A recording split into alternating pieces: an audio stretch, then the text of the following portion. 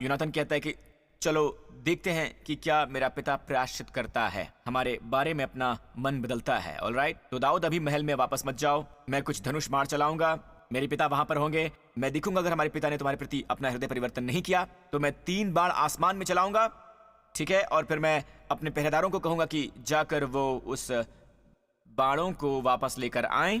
अगर मैं कहूं कि बाण एक तरफ हैं, अगर मैं पहरेदारों पर चिल्लाऊं बाण एक तरफ हैं दाऊद, तो उसका मतलब क्या होगा?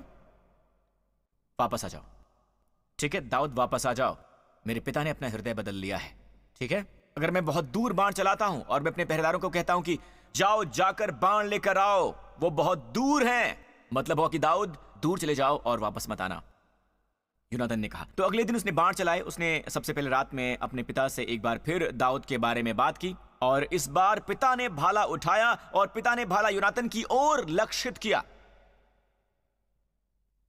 और यूनातन जान गया। यूनातन अपने पिता के व्यवहार के प्रति बहुत शर्मिंदा हुआ, दाऊद के प्रति अपने पिता के व्यवहार से वो बहुत शर्मिंदा हुआ, ठीक है। और यूनातन जान गया कि अब दाऊद महल में वापस नहीं आ पाएगा। तो अपने धनुष बाण के अभ्यास में उसने 3 बाण चलाए कहीं दूर। शायद उसकी आंखों में आंसू रहे होंगे जब उसने अपने पहरेदारों पर चिल्लाया कि भागो वापस मत आना। और ये बाइबल में लिखा हुआ है। पता है, जब मैंने ये पढ़ा कल अपनी तैयारी के दौरान, तो मुझे ऐसा लगा कि यूनातन के आंखों में जरूर आंसू रहे होंगे। भागो भागो भागो और वापस मत आना। पिता ने सोचा कि वो पहरेदारों से ये कह रहा है,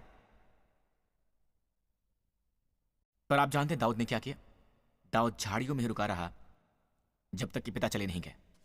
और बाइबल कहती है यूनातन वहां नीचे देखने को गया कि क्या वहां दाऊद है, और उसने दाऊद को देखा और दाऊद रोया गले लगाकर, और अंतिम बार था जब उन्होंने एक दूसरे को देखा।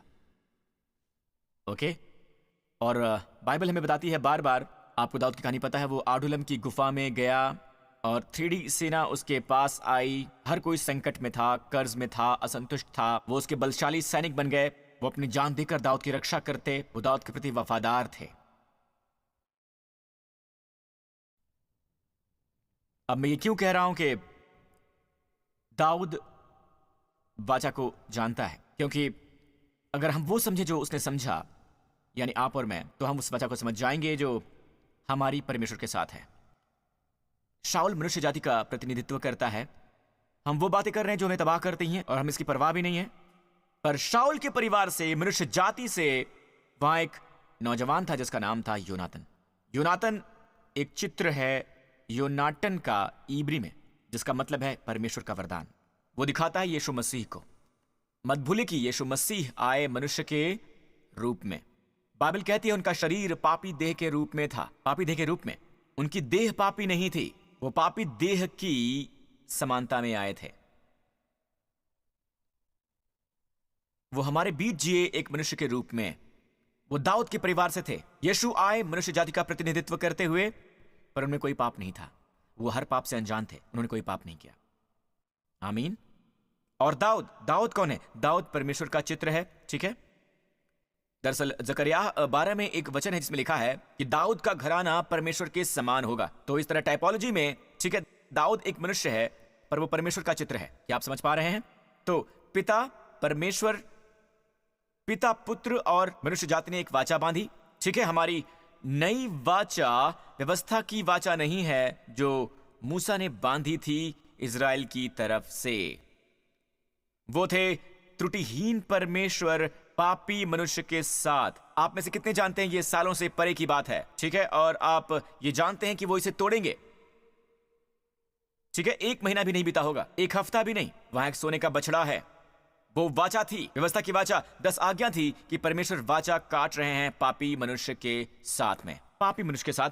तो हमारी नई वाचा, और इस नई वाचा की मुख्य धारा है कि मैं तुम्हारे अधर्म के प्रति दयावान रहूंगा और तुम्हारे पाप को मैं और स्मरण नहीं रखूंगा, जिसके कारण जो यीशु ने किया। और ये वाचा, ये नई वाचा काटी गई है परमेश्वर पिता और मनुष्य के बीच में। पर कौन सा मनुष्य? संपूर्ण मनुष्य, परमेश्वर पुत्र यीशु मसीह। इस मामले में हम परमेश्वर के रूप में नहीं देखते हैं, हम मनुष्य के रूप में देखते हैं। और जो हमारा प्रतिनिधित्व करता है, कितने समझते हैं ये बात? तो जैसे दाऊद और यूनातन ने वाचा काटी, ओके, ठीक इसी तरह परमेश्वर ने आपके साथ वाचा काटी है। पर पास्टर, मुझे याद नहीं कि मैंने परमेश्वर के साथ वाचा काटी हो। आपके प्रतिनिधि के द्वारा और उसका नाम है यीशु। ठीक है, आप स्लीपिंग पार्टनर हैं, आप बेनिफिशियरी हैं। क्या आप समझ पा रहे हैं चर्च? चलिए चलते हैं वचन पर, भजन संहिता 78।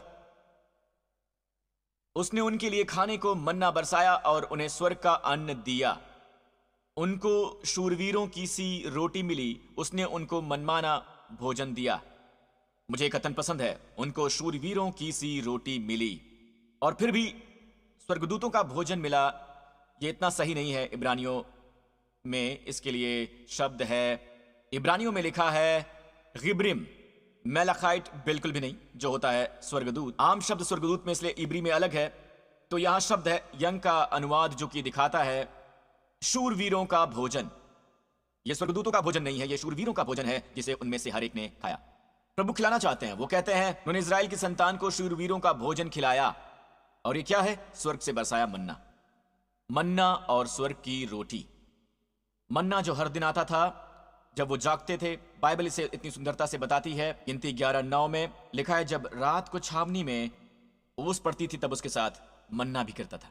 इसकी ओर देखिए, जब रात को छावनी में ओस पड़ती थी तब उसके साथ मन्ना भी गिरता था। खामोश रात। जब रात आई तभी यीशु का जन्म हुआ था। जब ओस गिरी, परमेश्वर का अनुग्रह ओस की तरह है।